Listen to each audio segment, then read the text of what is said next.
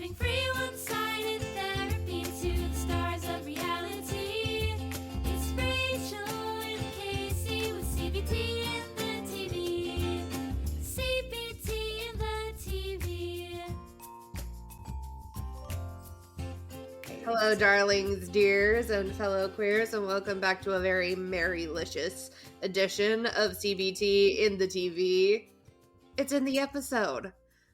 As always, Okay. I am Kacie, not Rachel. And I am Rachel, not Kacie. And today we will be taking a bit of a break from our usual content, but doing something just as fun as an on brand for us and going over a very special episode of My Super Sweet 16. But before we get into the meat and potatoes, the main course of today's feast, let us visit Kacie and Rachel's Jar of Fun. Ooh, this is fun. What is your best silly human trick? Show us. I only know of like one other person who can do this, but I can turn my tongue into a 3-leaf clover. Ooh, she's doing it, y'all.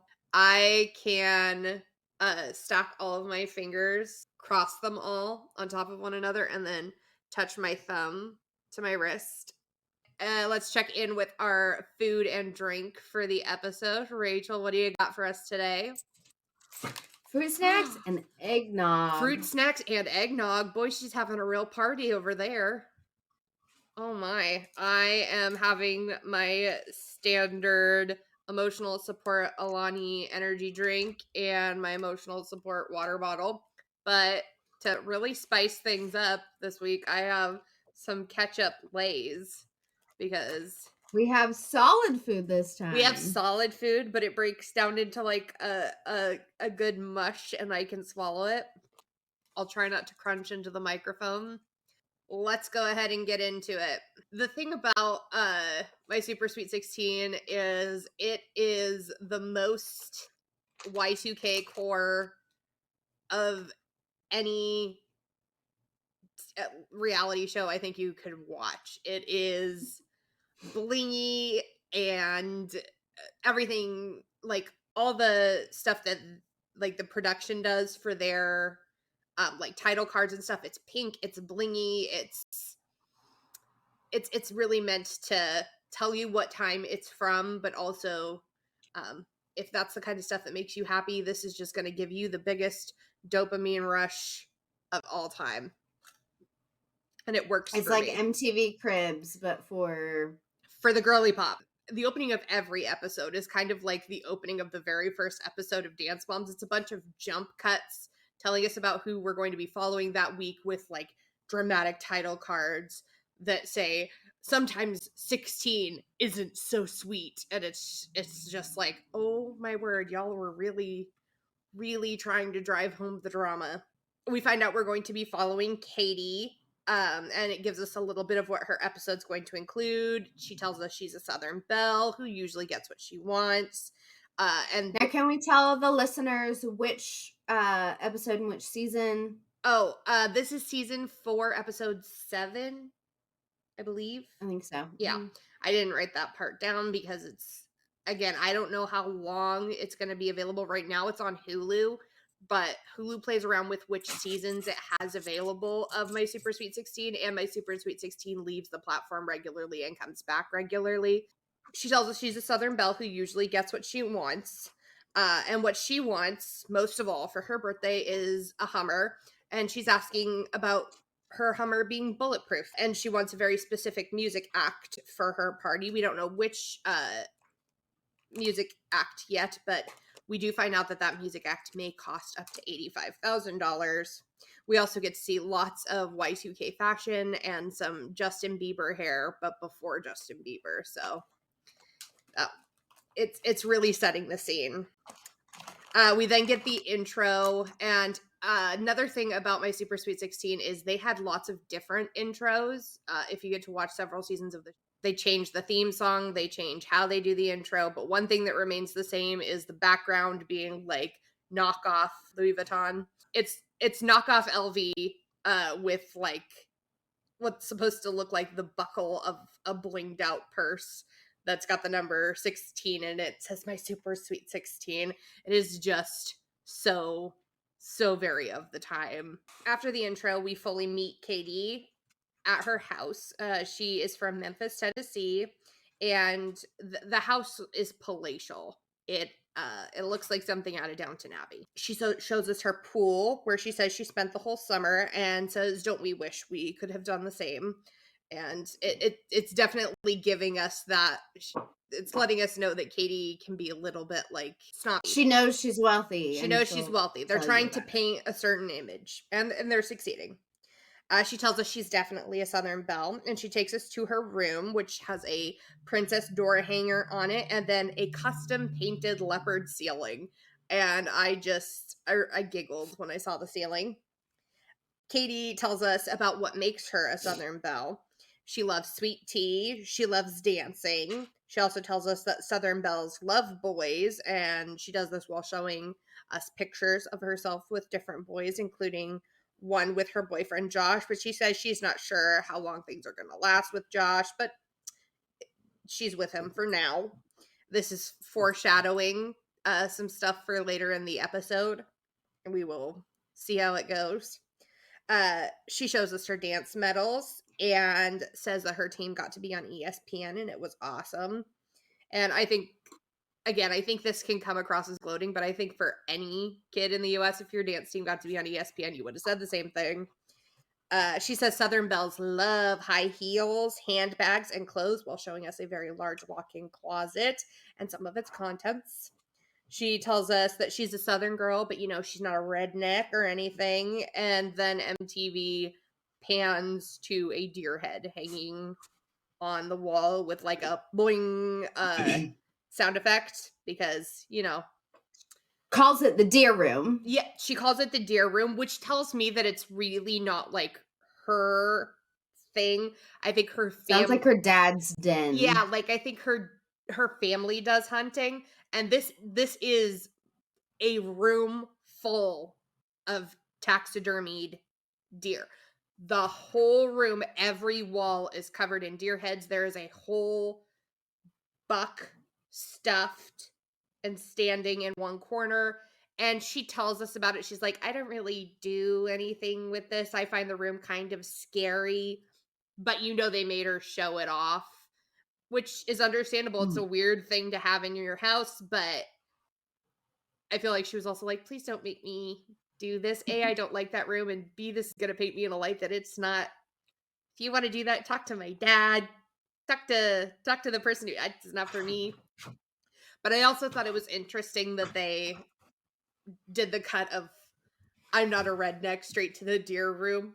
Katie tells us in a voiceover that she comes from a wealthy family and she's kind of spoiled. And this is as she comes down the stairs into her kitchen to greet a woman of color who we find out is named Rosie. And Rosie's name tag in the episode says she is Katie's housekeeper. It does not say Katie's family's housekeeper, family housekeeper, just Katie's. And anytime we see Rosie in the episode, Rosie is only interacting with Katie. Now, don't get me wrong, Katie is the focal point of this episode, but Rosie helps Katie with her hair every day. I mean, Memphis, Tennessee. Yes, exactly. So it is the South, and it sounds like a lot of generational wealth. Exactly. And so read between the lines however you would like to. I'm not saying I'm surprised at all if that was the setup in this house. And again, we can't say for sure that that's what this is. We can only go off of what MTV is presenting us with. But that's my issue, right? Is MTV is clearly presenting us with this one thing, and it only looks this one specific way, and we can't get any other information. At the time that this show was made, no one had any idea what streaming was ever going to be. Netflix was something that you sent off for in the mail, right? My aunt had it. I thought it was the coolest thing. We had no idea what was coming. No one knew this was going to be on the internet in perpetuity, but it looks a very specific way, and of course it could be that very specific way, but if it's not, we have no way of knowing. And this looks I don't miss this time in life. I don't miss when we did not know any better and we refused to do better. She can't do her own hair, which to me sounds a lot like learned helplessness. Definitely a lot of learned helplessness and I'm sure you experienced this too, Ray, growing up in the private school area of where we grew up. I went to public school, but I grew up in a very affluent area. There was so much learned helplessness. A lot of ours was kind of more academic. Like people often came to me because they knew I would give them the answer. Because they were like, it doesn't really matter. Like, as long as I get passing grades, then I can still play sports, and that's really why I'm here. Katie and her family are now in a limo, and Katie tells us in a voiceover that she loves shopping, and anything she wants, she usually ends up getting. And after they're in the limo, they go straight into the dress shop where she is getting fitted for a dress that we find out costs $4,950 in 2005 money. And I am pretty sure that they are in New York at this point. I wondered about that because it does look, Rachel and I have been to New York, both of us have. It looks very like they have the scaffolding, you walk under it into the store. I did wonder if it was a town closer and there was just a lot of construction on the street. Ma'am, there is nothing closer to Memphis. See, and that's where I need your input because I don't know. And Nashville doesn't look like that. So yeah, good. I'm glad I get a geography lesson with Ray because Kacie doesn't know. They're going to spend a lot of time talking about this bulletproof Hummer, not the bulletproof part of it, but the Hummer part of it coming up. They do not talk about Katie's clothes for the party. Usually in a Sweet 16 episode, we find out some about the clothes. There are usually several outfit changes. And they use expensive custom dresses. They sometimes will feature a designer. We get to meet the designer. And I love that part of the episode. And I have to say, looking at Katie's dresses at her party, I loved a lot of what Katie was wearing. And I would have liked at least a little. Like, they don't even talk about when she changes clothes. She's just in a new outfit. They don't reference it. They don't know nothing. They do mention that she is talking to a designer about a custom, at least one custom. But we don't find out if she actually bought it, and I don't think it. we see her wearing it, and it drives me banarnar. It probably wasn't dramatic enough for them to include. Well, I think also we're going to talk about why I think they spent so much time talking about the car later as opposed to her clothes. But again, I remember watching the episode and like looking at her clothes and just, please tell me something. They're so pretty. She did such a good job. If she had a stylist feature them, I don't want to hear anything more about a damn Hummer. Fuck. I'm a millennial. Do you know how much I've heard about Hummers? Too much. Katie tells us that her birthday is around Christmas time and she loves Christmas. So she's having a Christmas themed Sweet 16. And I have to say, as a person who has a birthday around a holiday, it's nice to see someone who embraces it because I sure as shit didn't. I had friends who my birthday's not around Christmas, it's around Labor Day. All your friends are leaving, or all your friends are out of town. I had friends who had birthdays around Christmas, and we would kind of commiserate about they would get Christmas presents as birthday presents. I would get back to school clothes as birthday presents.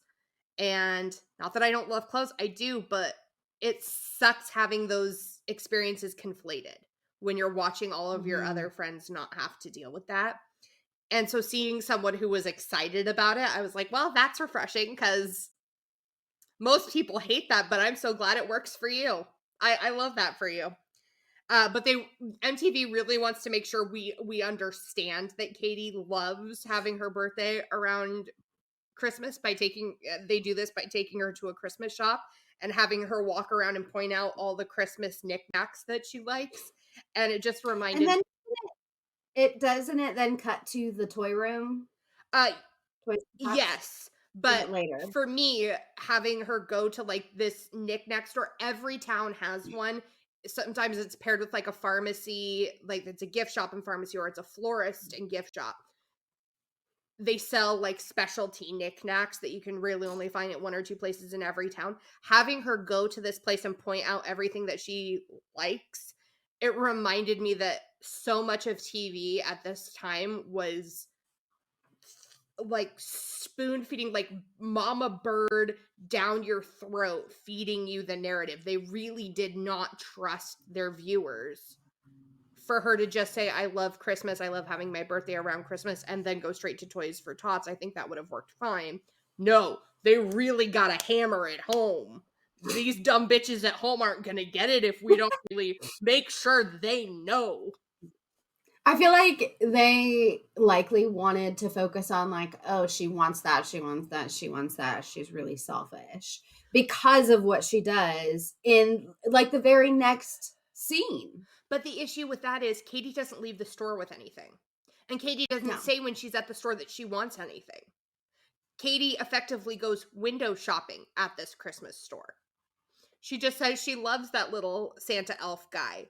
She loves that little snow globe. She never says she wants any of it. She doesn't leave the store with any bags. Like, I'm sorry, I never That got we know of. that we know of, but I never got that they were shopping.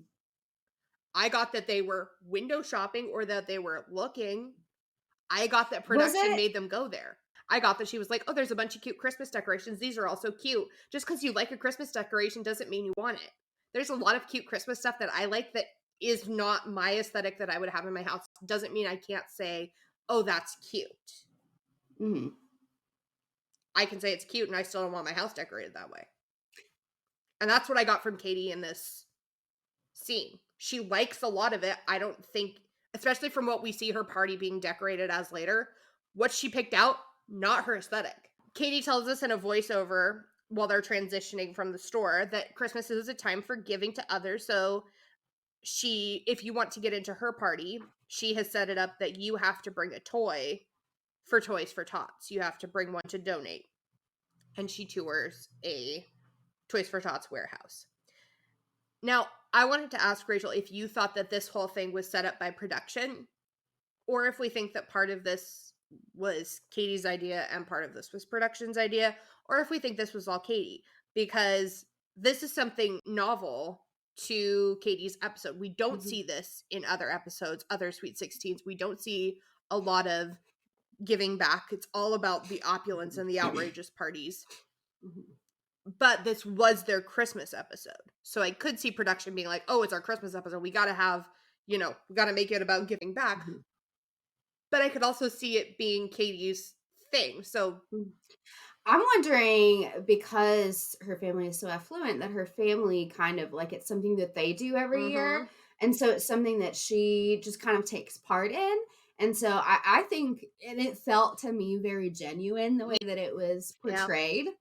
So I think that like she was very genuine about it. I don't think she was forced to do it or asked to do it. I think she asked to do it. I think she did too. And I liked that she said, like, if you want to come to my party or not, there's absolutely no getting in. I don't care if you're invited, you're not getting in if you don't have the toy. Now, I do think, as somebody who grew up in a space where I probably wouldn't have been able to afford bringing an extra toy, I do think some of it was probably a way to weed out some people. I don't know, because here's the thing. I also grew up well below the poverty line, right?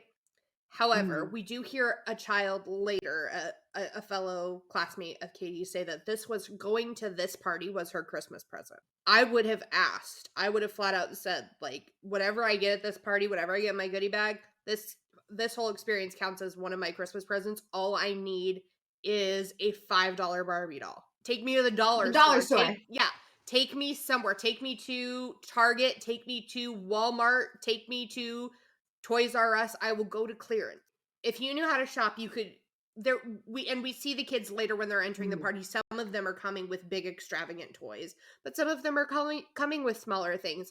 And Beach, Ken, and I, every year for the holidays, we usually participate in several toy drives, gift drives, either for Toys for Tots and also for local foster kids. And some of them are asking for multiple things, and that tends to cost more. But some of them really are just asking for a cutie reveal Barbie, and that costs $15. And that's in today's money. That's not back in the day when you could have gotten a Barbie for $5-10. Katie's driving around with friends, talking about details for the party, and she tells us in a voiceover that this party is the talk of her school, and it's going to be the biggest party of the year. So she doesn't really care about how much the party's going to cost, as long as everything is perfect, and she gets exactly what she wants, and what she wants is for it to be perfection. She wants it to be like Candyland. She wants it to be her dream party and be everyone's expectations. And this can sound demanding, but what I also hear here, what I'm also hearing here, to make sure that that is clear, is an undercurrent of like the Southern Belle hostess expectation. You want to make sure your guests have the best time. You want to make sure, especially if you're putting on what's supposed to be the event of the season, you want to make sure that everyone comes and has a great time. And if it's supposed to be to your greatest expectations and everyone else has really high expectations, you want to make sure you meet everyone's. And I think she is a little demanding, but I think she's also worried about making sure that everyone just has a good time. And I want to make sure we don't gloss over that, because the editors and the producers do already a great job of making sure she looks bratty. She does not need me and Ray piling on here. We head to the venue to meet with Katie's party planner to check everything out and go over all the extras that Katie wants. And editing, really, they do their job here. They edit it to make sure that it looks like Katie is asking bumper to bumper, back-to-back questions. And to be fair, she very well might have been. I mean, she's a turning 16-year-old That's girl. what I was going to say. She's a 15-year-old girl getting ready for like one of the biggest, most exciting things of her life. With no real financial cap that we know of. With no financial cap that we know of. But, and also, even if I had a financial cap, I would have been, especially if you have a financial cap, you're going to ask a lot of questions because you want to know what you can do. If you don't have a financial cap, I can't even imagine. Like, you're asking for whatever because you can get whatever. So she's asking a lot of questions, but you can tell that they smash cut this together, because just like with the interviews we see in Dance Moms, she's suddenly in different locations asking all these questions. She's not standing in the same place. So don't get me wrong. Again, she could have been asking bumper to bumper backed up questions, but she also could have been listening to what the party planner was telling her and asking questions at the appropriate time. Even if she wasn't, that's developmentally appropriate, but we don't know because we weren't there. They make it look like the party planner is completely overwhelmed by Katie. Really, I mean, I feel like any event that a party planner has to do is going to be kind of overwhelming in a sense. You could have a bride who is chaotic. You could have a charity event where you're being asked to do all of this other stuff. Like, it's not like it is almost part of the job. This like, is what they sign up as to a do. party planner. But they get to one part where Katie asks if they could have real snow inside, and that's just a blonde question. It is, because it's not necessarily because, yeah, I mean, you have ice sculptures at parties. Why couldn't you have snow? But the way that Katie realizes the question she asked was silly is the part that we would have classified as like blonde back in the day, because she then says, "Oh no, wait, that'd make the room too cold."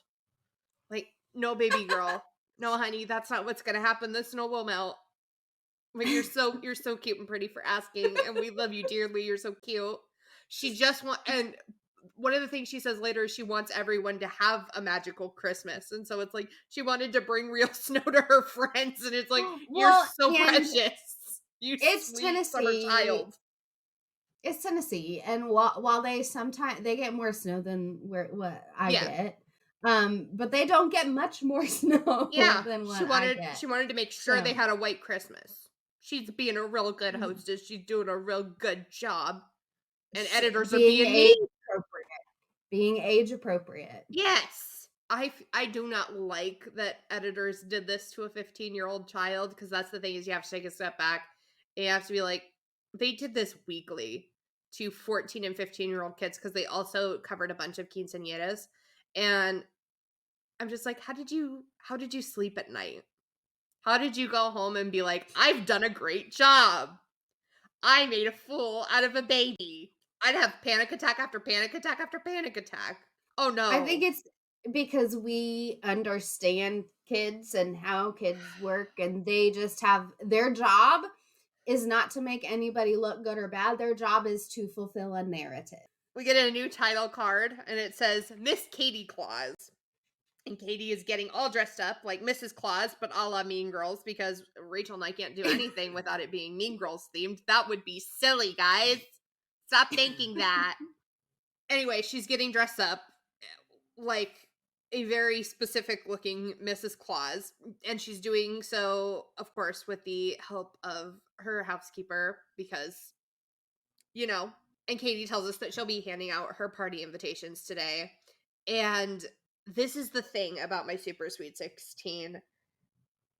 The disseminating of the invitations always looks like a clusterfuck of chaos. No one can just mail out their invitations. No one can just hand them out at school. Oh no, we must have a gigantic gathering of teenagers, and we must put the teenagers in charge of it, and it must run amok. And don't get me wrong, I am sure that makes for a lot of extra content for them to be able to run through for time if they need to add to the episode. I feel like there have been some teens who went kind of door to door, but did so elaborately. But that's what I'm saying is, like, none of it is basic. No. None of it is normal. Well, it's always it can't be basic. It's always high stress. It's always a huge production. And don't get me wrong, when it comes to these very big and elaborate Sweet 16s, a lot of people do make a big deal out of their invitations, but it's more that the invitation is the big deal, right? Like what the contents of the invitation are, how it's the presentation of the invitation, not in how it's presented to the person, but in how the invitation presents itself, if that makes sense. This is always about making a big production of presenting the invitations. I would say like 8 times out of 10, it seems to be very stressful for the kids. Another thing they love to do at these big events is have kids ask for either extra invitations for friends, or they have the party person and their friends have people come to the invitation dissemination that aren't invited. They come up and say, hey, I didn't get one, and have the party person be like, oh, sorry, must have been a mistake. And you can tell by the party person's like reveling in it, the production really had to have been in their ear to make them, not that I'm saying that they might not be a snob at school anyway, but you can just tell the way that production's like right, the camera's right on them. It humiliates a bunch of kids on national TV. I would be interested to see if Sweet 16 got a reboot, what this portion of the episode would look like today. Because I feel like a lot of this would not fly. I think a lot of it would be done by text message. I think that would be funny. But I would love to see, because people do still love to do elaborate party invitations. I would love to see how this would work now. I think potentially a camera crew would go to one of the guests' houses and film them opening the invitation. The bottom line of this portion of the episode is that the kids who got the invites are happy. The ones who didn't are humiliated on national TV. The producers are really yucky. And Katie says that the whole thing was Merry-licious and she feels like Mrs. Claus. We get a new title card, which means we're moving on to a new segment. And it says Jingle Bell Jock. J-O-C, not J-O-C-K. And we are at the airport with Katie and a friend, and she tells us that we are going with her to see young Jock, and that it's really important that she has him perform at her birthday party, and that we're not going to take no for an answer. We cut then to wherever they have landed. I didn't see a card. I think they're in Atlanta. In a neighborhood setup that we can tell Katie's potentially not going to be very comfortable in. They're headed to a neighborhood recording studio. It's an accessible recording studio. This is a studio where people in the area can come to and start a career. This is not a big and glamorous recording studio that I think a lot of middle class to middle upper class to upper class white kids think of when they think of a recording studio. Katie describes the area as scary and she doesn't know what to do. She's like, do I go up and knock on the door? But then the door is just open. And she's like, and the girls look very out of place, like from their outfits to the way they're talking. And producers and editing do a very good job of making sure that they're going to look and feel out of place throughout this whole interaction that we're about to head into. The girls head into the studio without knocking, and by that I mean straight into the front door and right into the studio. To be fair, the studio door was open, but to be fair to the people inside the studio, I don't know, like maybe you like stick your head in and not just walk all the way in, like double check, because they end up interrupting an actual live recording session. And Katie says, oh, were you guys recording music? And the guys go, yeah, we were. I feel like production probably egged Katie and her friend on throughout this whole bit. They were like, yeah, no, just go in. Don't worry about it. They know you're coming.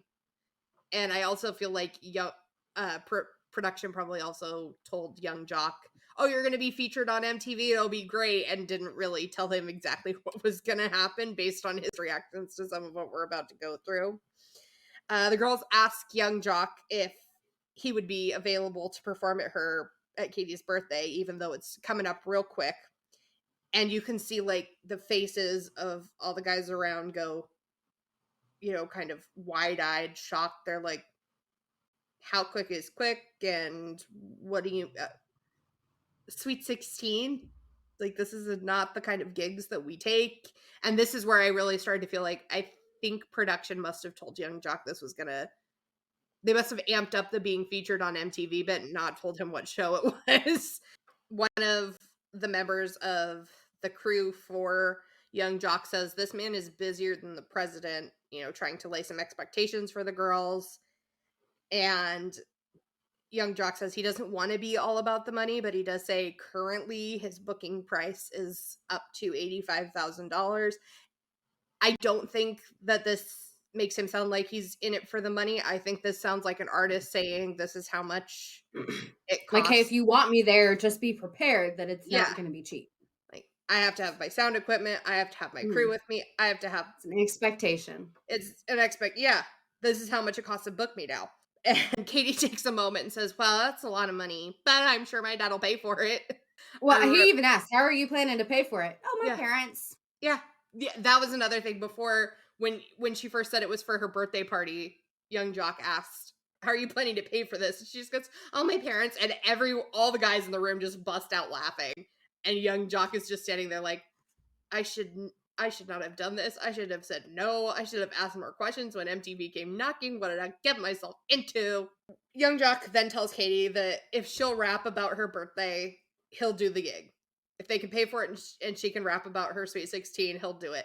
And I was so like cringing when he said this. I was like, oh God, this is going to be so bad. But actually I loved it. I thought it turned out to be this really cute little, because he doesn't set her off to go on by herself. He starts jamming it turns into this jam session. And everyone's kind of going, hey. That I appreciate. It just was not high quality. No. And that's the thing. But that's the thing is they didn't play cricket sounds in the background. They didn't make it look like Katie was making a fool out of herself. Katie's not talented, but that's not the point. And they're not trying to make it look like Katie thinks that she's great here. It looks like they're all having fun together. And I hope in my heart that Katie still remembers this to this day and thought that this was a fun time. Because I could only imagine being a 15-year-old girl and getting to have a jam session with my my then favorite music artist. We get our new title. It says Ho Ho Hummer. Katie and family and a friend are in a limo. We're later going to find out that it's a Hummer limo because duh. Katie tells us that she has already decided that she's going to get a Hummer for her birthday. and she wants it to be ready in time for her party so that people will see it and be completely shocked. So they're going to the dealership today to get it all customized. And Katie asks if it will be bulletproof because they do live in Memphis. But Memphis isn't like that. Like, And her friend says, but you don't even drive in those parts of town. And Katie just kind of shrugs it off. She's also very adamant that she wants the pink washer fluid. We get to the dealership and we find out that they've taken a regular Hummer and cut it in half down the middle behind the driver's seats to add in another passenger seat section to make the world's first ever 3-row Hummer. And this, my friends, is why we have to spend so much of this goddamn episode talking about this goddamn Hummer. Because it is the world's first fucking Hummer minibus. They don't call it that, but I'm going to call it that because that's what it looks like. it can't be practical because even a 2-row Hummer is just too large to drive. She's driving a rolling weapon. And they made it bigger for her. She's now effectively driving a tank. They just took the belts off the wheels. They really have turned this into a mini Hummer limo because they added a fiber optic ceiling. She asks if she can have a vending machine in the back. There's TVs inside. I don't care how tricked out this thing is. If you go out and watch this episode, friends, viewers, and listeners, do so only to see how butt ugly this car is. It really does look like she's driving a minibus. It is ugly as all fucked up. There's no way anybody could drive that, let alone a teenager. I mean, the only bright side to that is, right, like, she is driving ostensibly an armored vehicle. So while there's no way anyone could drive that effectively, it's only a danger to the people around her. It's not a danger to her. She's gonna be fine. We find out that this monstrosity costs $150,000, and Katie says that they could have bought a house for that. Which is true in some areas. No, it was true in a lot of areas pre-2008 crash. That's what I'm just like, pre-2008. We have a new title card, and it's called Bowling for Escorts. Katie tells us that she's been feeling unsure lately about staying with her boyfriend, Josh, and she wants him to compete with one other cute guy, just one other one, though, to be escort at her party. And they're going to do this at the neighborhood bowling alley because obvi. Editing just really went in so hard on all of the tropes here. They use sound effects to make Josh look like a dope, and they make the new guy, they give him like the pink dreamy overlay, and they play the da na na na na na like love music over the top of him. They make his smile gleam with like an extra twinkle. Again, they really did not trust us to understand their narrative. And B, some of the time I think they thought they were being humorous, and it was not funny. I can't tell how much production hyped Katie up to do these things, but this whole thing felt so accurate to how a teen would try to weed out suitors. She has the boys. First, they have to compete at bowling.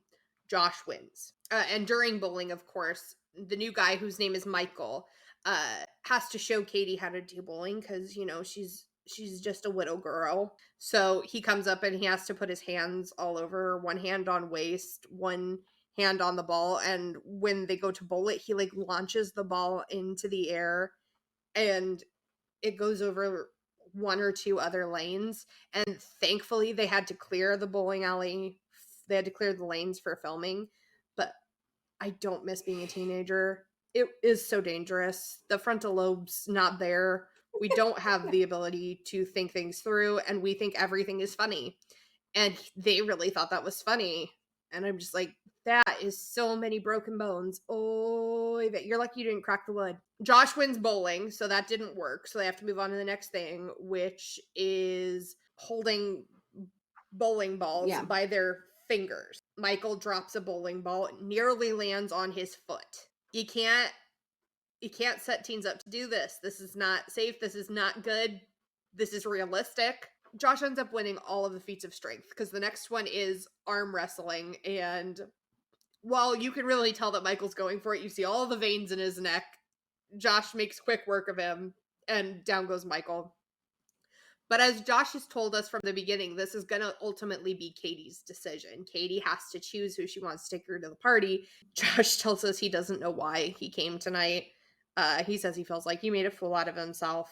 And again, this whole thing feels very realistic. I know I had several friends at this time in my life who would have done this exact same thing. And I would have been very invested in the retelling of this story the next day. But watching it unfold on camera, so uncomfortable. And watching it unfold on camera as an adult, I'm just like, oh my God, the stuff we used to do. I kind of wonder, like, what was kind of happening either behind the scenes or behind the closed doors that kind of almost preemptively gave Josh this feeling of like, you know, she's ultimately probably not going to choose me. I wondered it seems like he almost knew. I wondered if it was that, or I wondered, because another vibe I kind of got from him is Katie's going to make her own decisions, and I honor that. Like, he was not forcing anything. And I very much appreciated that, because that's a very mature thing for a child of that age to be saying, a white male child of that age to be saying, and a Southern white male of that age to be saying. I was like, wow, my mind is blowed. And I can only imagine that production was probably in his ear, because that would have caused a lot of drama. But he didn't buy into it. And I think that deserves a lot of credit. I felt pretty bad for Josh this whole episode, but I also wonder, like, what hath this wrought for these 3 kids after filming was over? Because this had to have hatched some chickens that Katie was not prepared, had not even thought about counting when filming was done. We then get a new title card, and we find out we're going to be dreaming of a white camus. And I take my notes through a dictation app. So when I'm watching the episode, I had to say that out loud the first time I saw it. And it is a completely different experience from reading it on paper or on the TV to saying it out loud. It's totally fine to see it on the screen, see it on my paper, but when I say it out loud or when you hear it out loud, it sounds real yucky, doesn't it? I don't even understand it. It's not sensical. I think they could not think of anything better to say, so they were like, it's K for Katie. Grody. It sounds like an off-brand of Seamus. That, or it sounds like a bodily function. It's Katie's big day, and her parents wake her up with one of her presents, a diamond-encrusted watch that we find out is $20,000. So far, you know, that's just what you get your just teen normal, just for their normal, birthday. totally normal stuff. We do find out that her dad has one that's even bigger, and it reminded me of the outrageous everybody over-blinging everything for everybody, because what middle-aged white upper class guy walks around with, like, it took up more, like, almost all of his wrist, the face of this watch. And it was the whole thing. It doesn't have diamonds somewhere. Like, the whole face and the whole brackets are just encrusted in diamonds.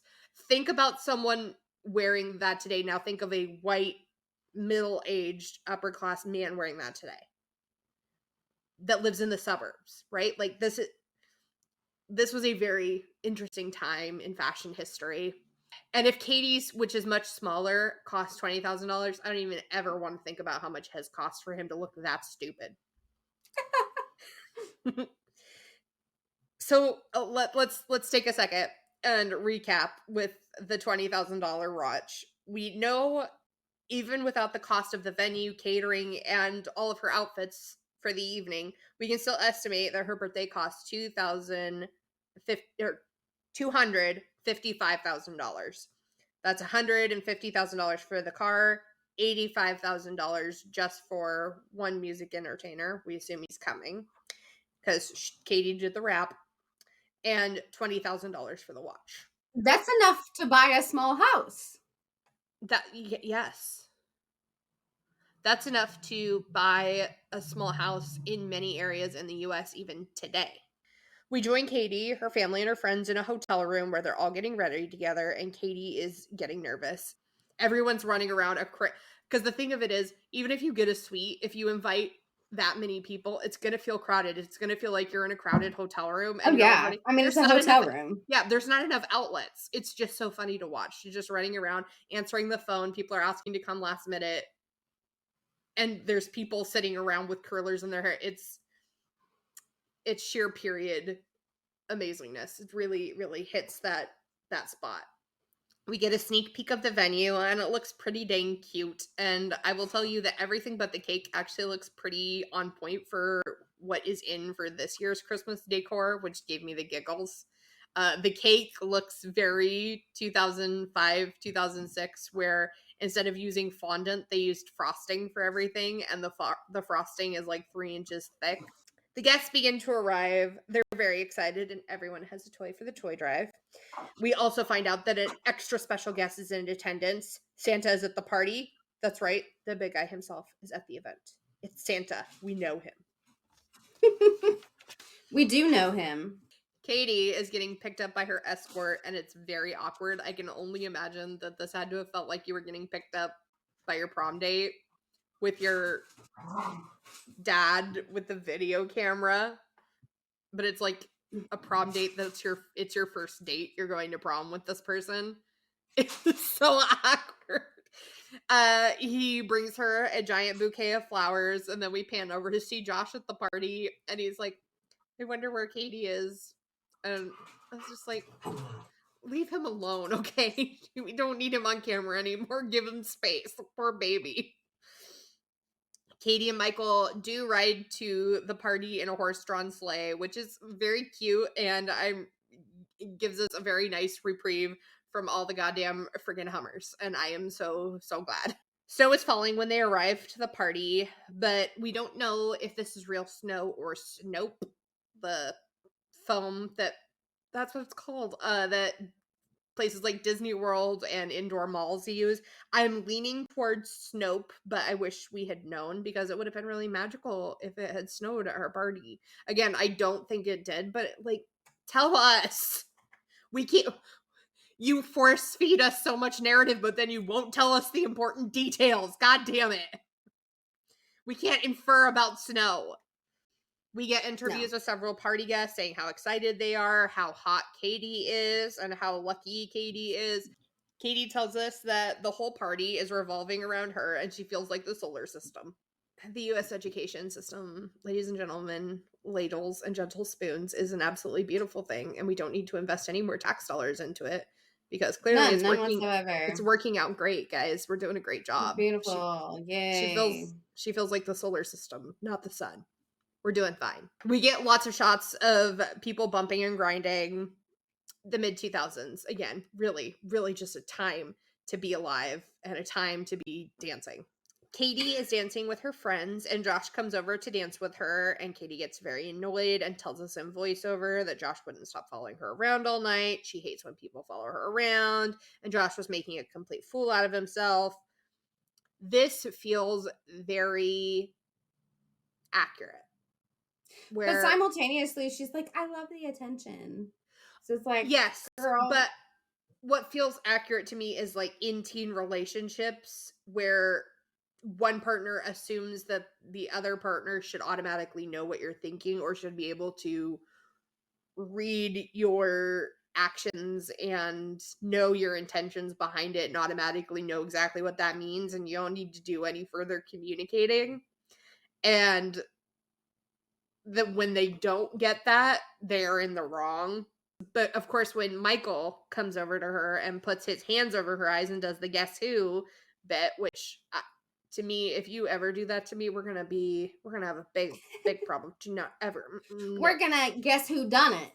MTV, of course, edits this again with it like a gleam, a twinkle in Michael's smile. It's all cute and fun, and it's totally fine that Michael does this, and Katie goes to dance with him and spends quite a bit of the night with him. And again, it's totally fine that Michael does this. It's not fine that Josh, her boyfriend, which at this point, if Josh is no longer supposed to be her boyfriend, she has to tell him. And this is the thing. She has not communicated that at any point yet. Yes, and that's the thing with the ending of a lot of teen relationships. I think a lot of people think if I just stop talking to them, and at the time, Katie had a cell phone. We saw it was the iconic pink Razor, but most of our conversations were in person, not over the phone, because we had minutes and we had to be very careful about not going over our minutes.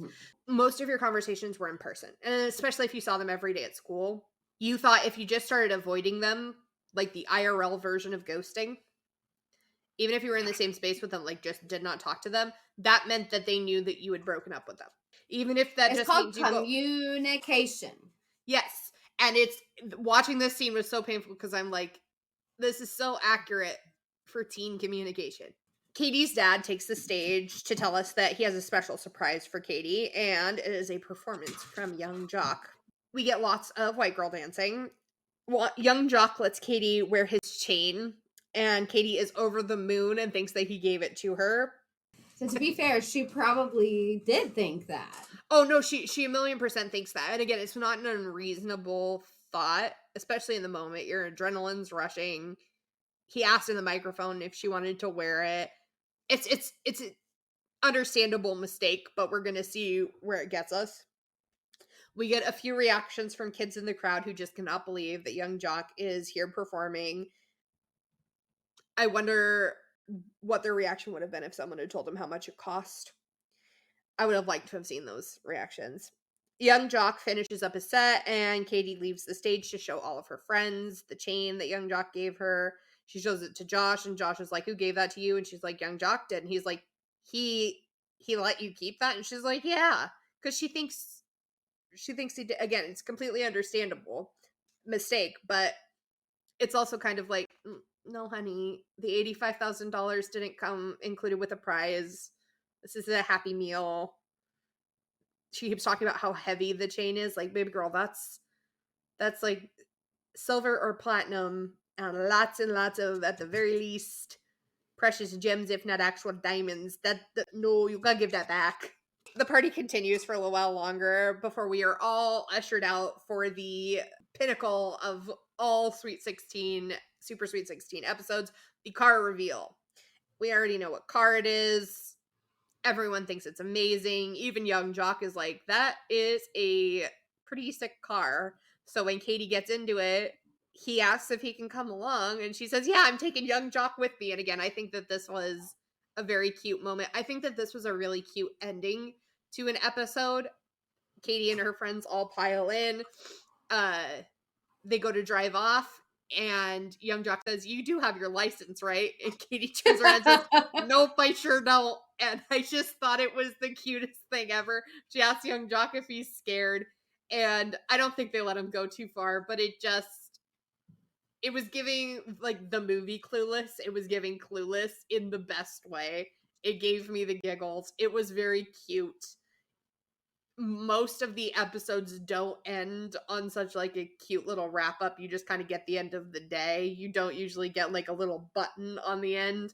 And do I wish they had told us how many toys had been donated? Oh yeah, that would have been real cool. Yes, I really do wish that.